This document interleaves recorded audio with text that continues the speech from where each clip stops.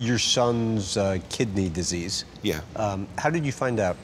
When I look back on it, there were telltale signs of when he said his feet hurting, but he swole up once, and we didn't understand what was going on. Thought it was like an allergic reaction. Yeah, and it wasn't. It was his kidneys beginning to not work and his body retaining fluid.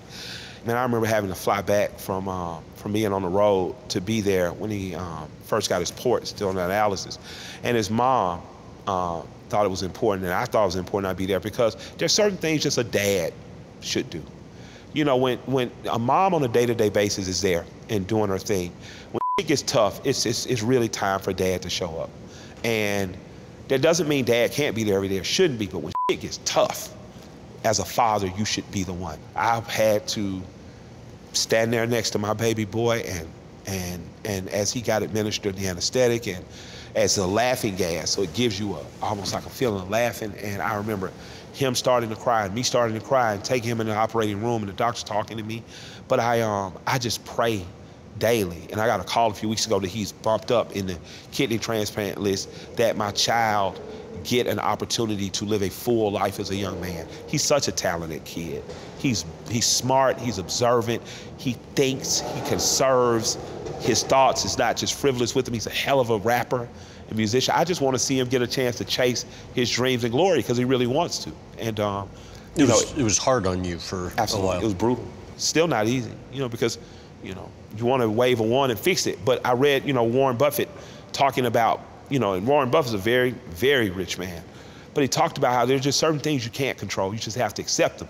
And you don't waste time feeling bad. So, we figured out a way to travel with Pony before we go places now. We found out where the dialysis centers are. Still did the dad and kid vacation, gonna do more of that. Finding a way to get him, he wants to go to Jamaica. We're about to get him over there. So, God is good in that I've been afforded a lifestyle in which I can afford the burden I've been given. And I just want for my child to get that kidney and just be free as a bird. What did going through it with your mom teach you? My mom was in part by choice because of hypertension and drug usage, and probably some predisposition to kidney disease. You think it's genetic? I think in part. I think it's skipped. I think I got lucky and my kid, unfortunately, because he and his younger sister got asthma from me. I've always felt guilty about that. But what I learned from my mom is that it doesn't stop your life. That girl lived 17, 18 years after she was diagnosed. And she didn't always live an easy life. Denise could be fiery. And I learned that it was possible to really live. And so I've never given up, not even hope, that determination that he's gonna live. Like, you wanna rap, get your ass in the studio. So I've never looked at him as helpless or hopeless. And I remain hope-filled because of my mother. You alluded to him getting moved up on the list. Where do things stand today? I think he goes back in about 2 or 3 weeks, and the doctors will give us some update. But that was the call that we got. His mom called me while I was in New York rehearsing, like just calling with some good news. Pony's got bumped up on the list, and I called him to have a talk with him about his marijuana usage.